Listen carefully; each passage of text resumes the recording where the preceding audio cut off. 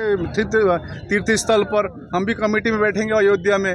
लेकिन जो हम लोग जो शांति से अपनी मांग रखते हैं, इसका मतलब यही नहीं है कि अब बहुत चुप रहेगा। यही संघर्ष हम चले जाएंगे। और आज मुख्यमंत्री जी से आज ये प्रेस कॉन्फ्रेंस पश्चात हम लोग मेमोरेंडम देंगे।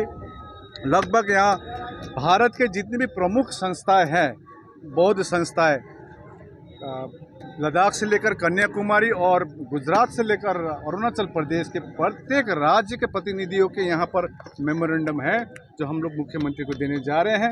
लगभग 40-50 हज़ार सिग्नेचर आई हुई है, वो सिग्नेचर को मुख्यमंत्री को देंगे। बौद्ध को न्याय चाहता है। बौद्ध के जो सबसे पवित्र तीर्थ स्थल है, इसमें कमेटी में संपूर्ण रूप से बौद्ध हो, यही हमारी मांग है। 1949 में बना कानून है, मतलब संविधान लागू होने से पहले। जी जी जी, वो कानून है। उस कानून को पूरी तरह से निरस्त करे, यही हमारी बौद्धों की मांग है। तो बिहार सरकार को बदलना है या मोदी जी को बदलना है? देखिए, ये कानून जो कह रहा है, ये बिहार सरकार का कानून है। इसके लिए हम लोग ने पत्राचार भी किए। पत्राचार का रिप्लाई आता है, ये कानूनी मामला है, सुप्रीम कोर्ट में पेंडिंग है।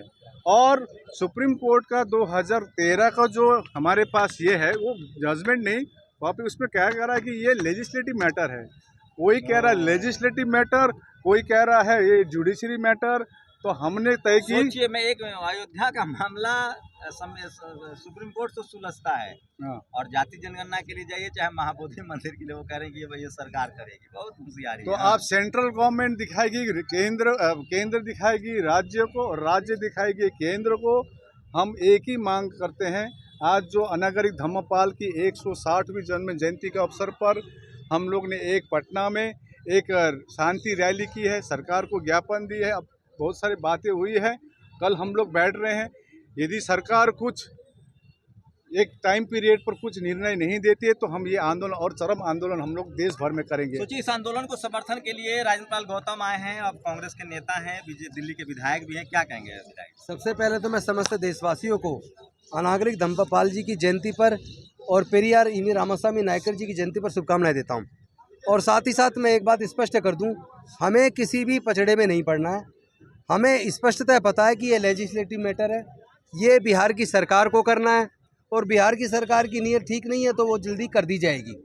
ये इस भरोसे ना है कि बौद्ध शांति के रास्ते पे चलने वाले हैं तो ये कभी भी कोई बड़ा आंदोलन नहीं करेंगे। के बारे में तो कहा जाता है, आप जो खड़े हैं, ये पार्क भी बनवा दिया। देखिए, पार्क तो पूरे बुद्धिस्ट समझते हैं, और बुद्ध सर्किट का बड़ा विकास किया उन्होंने, नालंदा, राजगीर गया। मैं सिर्फ एक सवाल पूछना चाहता हूँ कि दुनिया के अंदर कोई मुझे एक एग्जाम्पल बता दो जहाँ चर्च का संचालन ईसाइयों के बजाय कोई दूसरे धर्म का आदमी करता हो, या मस्जिद का संचालन मुस्लिम के सिवाय कोई दूसरा करता हो, या फिर गुरुद्वारे का संचालन सिख के अलग कोई और करता हो, या मंदिर का संचालन हिंदुओं से अलग कोई और करता हो।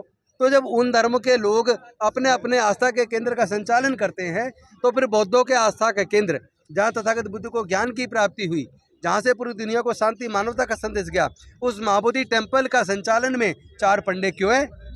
इसका जवाब तो सरकार को देना पड़ेगा। तो उसमें हिंदू है सर, या सवर्ण हिंदू है? भाई सीधा कहूँ तो ब्राह्मण है, सीधे शब्दों में तो ब्राह्मण है। और चूंकि पूरे दुनिया से बौद्ध धर्म को मानने वाले लोग आते हैं, आस्था है सबकी, अरबों खरबों रुपए का चढ़ावा चढ़ता है, कहाँ जा रहा है वो? उसे शिक्षा के केंद्र बनने चाहिए थे, ज्ञान के केंद्र बनने चाहिए थे, स्वास्थ्य के केंद्र बनने चाहिए थे, लेकिन वो पैसा कहाँ जा रहा है? तो सोचिए, राजेंद्र गौतम और आरजेडी के विधायक, इस लड़ाई को हम लड़ेंगे, इस मंदिर को मुक्त कराएंगे। इस आंदोलन को समर्थन दे रहे हैं। क्या है, आप विपक्षी दल के विधायक हैं, सरकार से कुछ बात होगी आप लोग की, विरोध प्रदर्शन करेंगे? देखिए, सदन में हमने पिछले मानसून सत्र में हमने सवाल को उठाया था। 1 साल से ज़्यादा समय बीत गए, सरकार का कोई जवाब नहीं आया। 3 पत्राचार हमने किया, लेकिन इस पर कोई जवाब नहीं आता है। उल्टा वहाँ स्पीकर बोलते हैं कि वहाँ शिवलिंग है। मालूम है आपको? हमने कहा कि पूरा भारत बौद्ध में है, ये आपको मालूम होना चाहिए, और इतिहास पढ़िए। तो इस पर उन्होंने बैठो उनका विशेषाधिकार है। लेकिन ये जो लड़ाई शुरू हुई है, ये लड़ाई अब रुकने वाली नहीं है। भारत में बौद्ध बहुत तेज़ी से हमारे मूल निवासी लोग बन रहे हैं, और अपने मूल धर्म को तेज़ी से पहचान रहे हैं, और वो जान रहे हैं कि इस मनुवादी व्यवस्था में, वर्णवादी व्यवस्था में हम कितने ठगे गए हैं।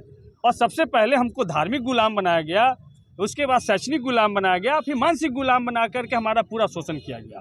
तो हम इन तमाम शोषण के माध्यम को समझ रहे हैं और इसीलिए बुद्ध के बताए हुए रास्ते की तरफ तेज़ी से बढ़ रहे हैं। चाहे राजेंद्र पाल गौतम हो या यहाँ फतेह बहादुर हो या सतीश दास हो, उदयन नारायण चौधरी हो, ऐसे जो राजनीति करने वाले भी लोग हों। मोदी जी कह रहे हैं कि हम बुद्ध की धरती से आए हैं, पहला बुद्ध सम्मेलन करवाया, बुद्ध सर्किट बनवा रहे हैं, वो उनसे बड़ा बुद्धिस्ट कौन है? चारों तीर्थ स्थल तो फिर महाबोधि टेम्पल को भी मुक्त कर देना। प्रधानमंत्री एक में आ रहा हूँ सर, नरेंद्र मोदी एकमात्र प्रधानमंत्री हैं जो लुम्बिनी गए, गया गए, सारनाथ गए और कुशीनगर गए। सबसे बड़े बुद्धिस्ट बड़नगर में उनका सबसे बड़ा बौद्ध स्थल है, वो तो खुद बुद्धिस्ट कह रहे हैं।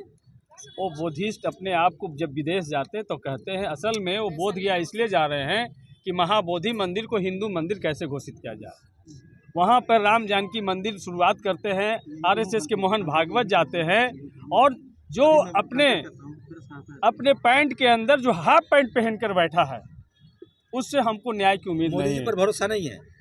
भरोसा होती तो वक्फ बोर्ड के परिवर्तन का कानून लाते, ट्रिपल कानून लाते, अल्पसंख्यकों को जो अधिकार है उसको छीनने का काम करते, एससी एसटी का रिजर्वेशन को ख़त्म करते, लेटरल एंट्री लाते, कोलिजन सिस्टम लाते। मोदी जी तो गए हैं, चारों तीर्थ स्थल गए हैं, सारनाथ गए, लुम्बिनी गए, गया गए, कुशीनगर गए। ये केवल भारत के मूल निवासों में आँख में धूल झोंकने का काम है। भारत के मूल निवासी धीरे धीरे उन्हें पता लग गया, सब समझ रहे हैं कि हमारे पूर्वज बौद्ध थे, हमारी सांस्कृतिक विरासत पूरी दुनिया में सबसे रिच है। हम तो बौद्ध थे, बुद्ध में तो वापस से बुद्ध की तरफ लौट रहे हैं, बौद्ध में भारत बन रहा है। जब मैंने दीक्षा 5 अक्टूबर 2022 को ली 12,000 लोगों के साथ, उसके बाद से अब तक 12,000 से ज़्यादा लोग बौद्ध बन गए और तेज़ी से बन रहे हैं। बक्सर के अंदर 12 अक्टूबर को 50,000 से ज़्यादा लोग बौद्ध बन रहे हैं। तो उसी को रोकने के लिए आज वो बौद्ध स्थलों पर जाकर वापस अपनी व्यवस्था को वहाँ मजबूत करने की कोशिश कर रहा है। अगर बौद्ध होते तो महाबोधि टेम्पल के इस एक्ट को तुरंत खत्म करते हैं। जी, आप जो प्रश्न आप कर रहे थे, मोदी जी प्रधानमंत्री हैं, कहीं भी जा सकते हैं, एक तो ये है। दूसरी बात, आज भारत एक सेकुलर देश है। आज मैं एक बौद्ध हूँ, मैं भी मस्जिद जाता हूँ, मैं भी गिरजाघर जाता हूँ, मैं भी मंदिर जाता हूँ। लेकिन उनकी क्रेडिबिलिटी तो है, 3 बुद्धिस्ट मंत्री हैं, देखिए हैं जी, रामदास अठावले हैं, ये सब बुद्धिस्ट क्लेम करते हैं खुद को। तो जी, आप लोग उनसे क्यों नहीं मिलते? अगर देखिए उनसे हम लोग अपने जितने पत्राचार कर लिए हैं। आज ये हम लोग सड़क में उतरे हैं, पाटलिपुत्र में, इसका एक मुख्य कारण है कि कहीं से यदि न्याय नहीं मिलेगी या आंदोलन और चरम होगी, इसका आगाज होगी। सवाल है, देखिए ठीक है ना।